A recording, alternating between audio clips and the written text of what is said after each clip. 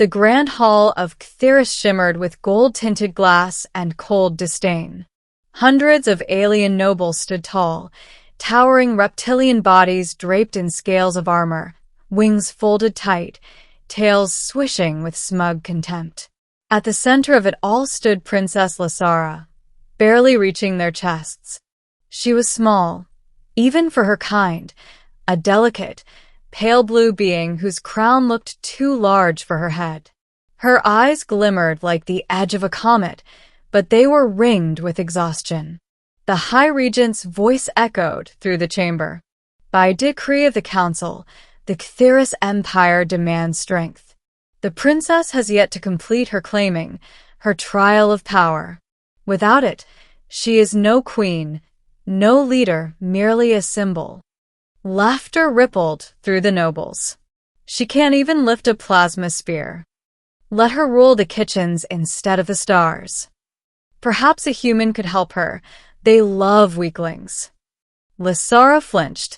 Her hands trembled, hidden beneath her ceremonial cloak. Her father had once commanded fleets. Her mother had united 6 systems. And her? She couldn't even command her own people's respect. From the balcony above, one being didn't laugh. He watched, quietly, arms crossed, his human silhouette stark against the alien light. Captain Ethan Cole, former Terran Marine, now a diplomatic guard to the Cthulhu Empire. He wasn't supposed to speak. Humans were advisors at best, tolerated, not respected. But the moment he saw the princess shrink under their jeers, something primal stirred inside him. He remembered Earth, centuries ago, when humanity had been mocked by the galactic elite, soft, emotional, too fragile to survive. And yet humanity had survived everything. When the council dismissed her, Lasara stepped from the dais, her steps unsteady. Her eyes met Ethan's for just a heartbeat, and in that flicker of contact, he saw something, not weakness, but a will crushed under centuries of expectation. Middle, the princess who wouldn't break. That night, the halls of the royal cruiser were silent. Lasara sat in the observation deck, knees drawn to her chest, gazing out into the void. Ethan approached quietly, a maintenance drone hovering at his shoulder. "You shouldn't be here," she murmured without turning. "The guards will gossip. They already say humans have no boundaries." Ethan leaned against the railing, his eyes fixed on the swirling nebula beyond. "They also say humans can't fight, can't adapt, can't lead. Yet here we are, still breathing." Lasara sighed, her voice trembling. "They mock me because I am small, because my wings never grew, because I speak softly instead of roaring. My mother's advisors tell me to project power, but all I feel is tired." "Then don't project power," Ethan said. "Command respect instead." She turned confused. "What's the difference?" He smiled faintly. "Power fades when someone stronger appears. Respect lasts even when you fall. But to earn it, you have to stop trying to be what they want." She looked at him, really looked. Humans were strange.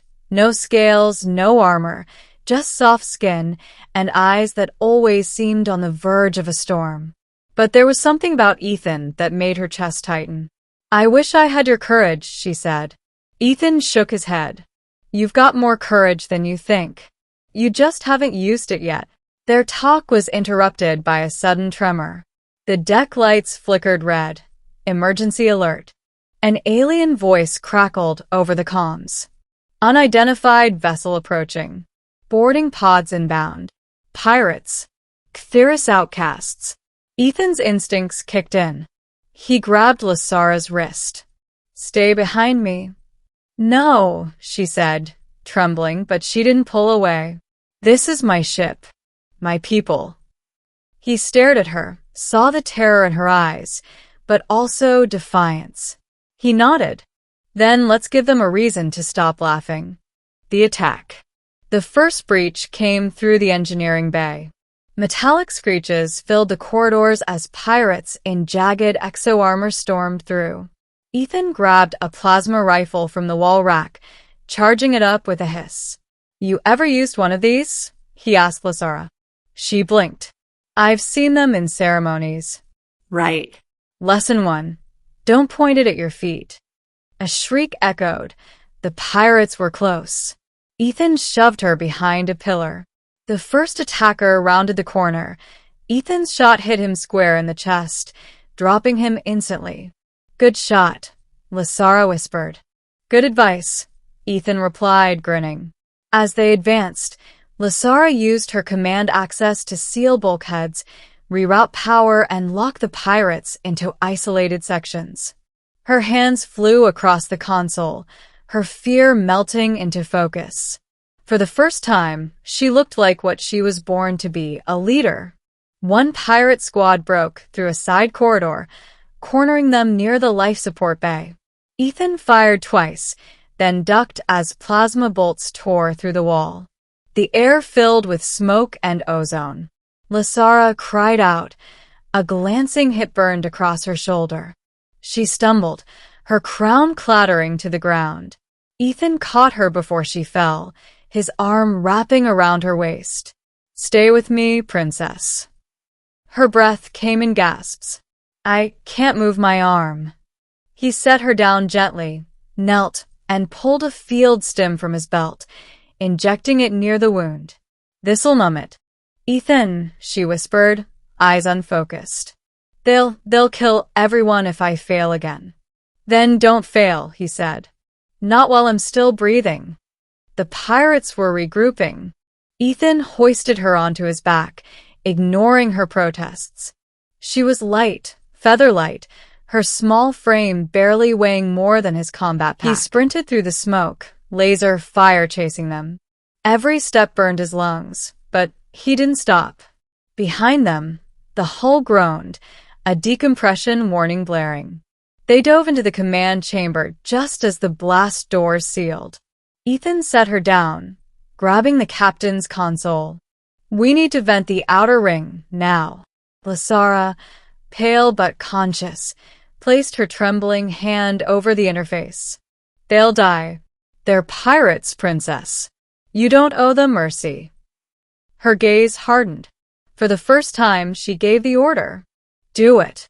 The ship shuddered. The outer ring depressurized, sucking the raiders into the void. Silence followed. Then the alarms faded to blue. Aftermath, the smallest queen. Hours later, medics treated the wounded while engineers restored power. The once grand hall was filled with murmurs. Lasara, wrapped in a silver recovery shawl, stood before the same nobles who had mocked her.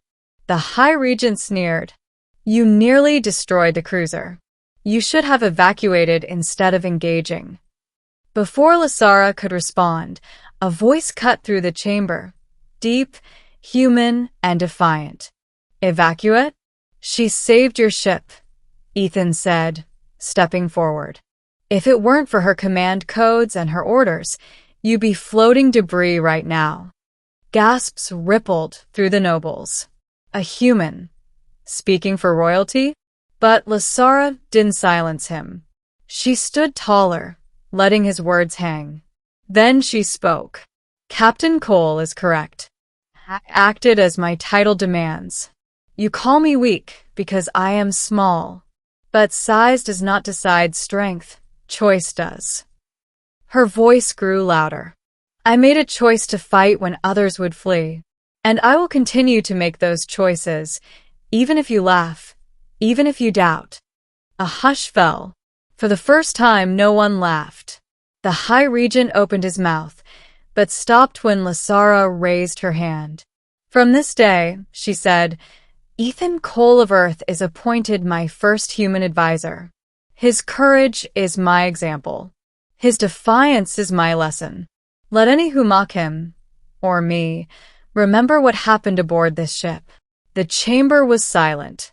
Then slowly, almost reluctantly, the nobles bowed. Not because they feared her, but because, for the first time, they respected her. ending, stars, and promises.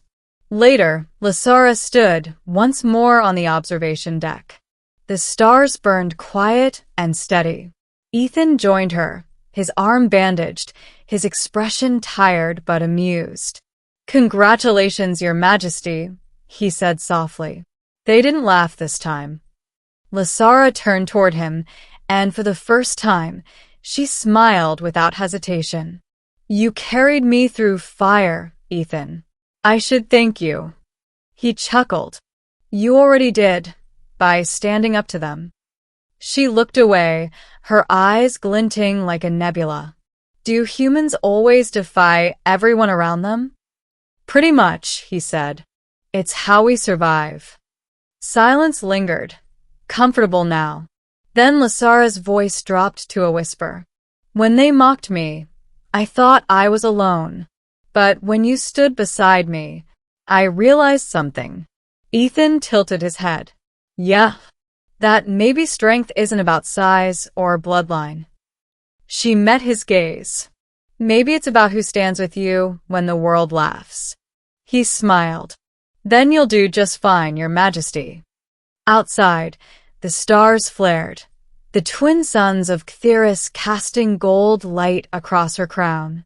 And for the first time since she could remember, the tiny princess didn't feel small at all, because beside her stood a human, and together, they were unstoppable.